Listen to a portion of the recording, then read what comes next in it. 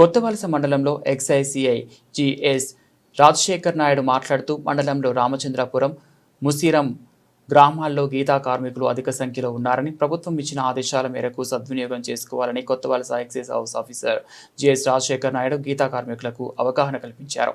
ఈ కార్యక్రమంలో excise SI మరియు సిబ్బంది తదితరులు పాల్గొన్నారు.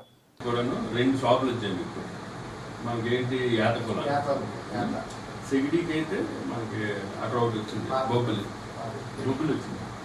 భారతీయపురం కీలక తర్వాత ఏం చేస్తారంటే, మీరు ఒకవేళ బిల్డింగ్ ఉంటే ఎవరైనా వాళ్ళు ఉన్నారు అక్కడ వెళ్ళి మనం కలిపేసుకోవచ్చు. అర్థమైందా? ఇప్పుడు వేరే వాళ్ళు ఎవరి మీద పెట్టుకోకుండా వాళ్ళతో మాట్లాడుకోవచ్చు.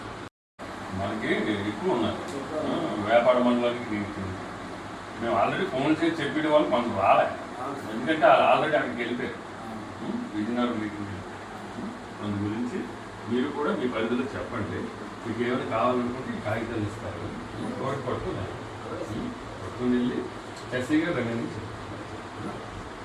చెప్తున్న బార్ పాలసీలో భాగంగా మనకేమో మొత్తం 27 షాపులు ఉన్నాయి జిల్లాలోనూ. అందులోనేమో మాకు కొత్తవలస పరిధిలో రామలింగాపురము, ముసిరాము, వ్యాపారంలోనేమో కేఆర్పేట, కొంపల్లి ఈ ప్రాంతాల్లోనూ ఉండేటటువంటి గీత కార్మికులు ఎక్కువ మంది ఉన్నారు కనుక వాళ్ళకి కేటాయించబడిన బార్లు 1 నెల్లిమర్లలోను, 2 రాజాంలోను.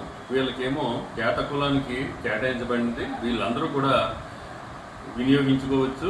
వాళ్ళ లైసెన్స్ ఫీజు కూడా 17,50,000 దగ్గర ఉంది కనుక, చాలా తక్కువ కనుక వాళ్ళకి అవకాశం ఉంది కనుక ప్రభుత్వం ఇచ్చినటువంటి అవకాశాన్ని సద్వినియోగం చేసుకోవాలి. అలాగే సెగిడి కులానికి చెందినటువంటి వారికేమో మనకి బొబ్బుల్లో వచ్చింది.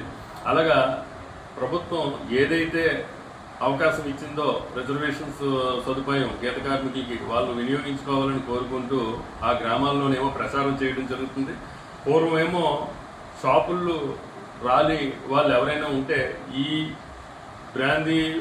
ఈ వ్యాపారంలోనేమో వాళ్ళు వినియోగించుకొని వాళ్ళు కూడా ఓపెన్గానేమో మనకి విజయనగరంలో బొబ్బిల్లోను, రాజాంలోనూ కూడా వినియోగించుకొని వాళ్ళు వ్యాపారంలో ఉండే విధంగా 3 సంవత్సరాల అవకాశం ఏర్పడుతుంది కనుక మనకి జిల్లా యూనిట్గా తీసుకొని రిజర్వేషన్ వారికి ఏమో మనకి గీత కార్మికులకి జిల్లా యూనిట్, మిగతా వారు ఎక్కడి నుంచైనా రాష్ట్రం దేశంలోని ఎక్కడి నుంచైనా వాళ్ళు వేయొచ్చు.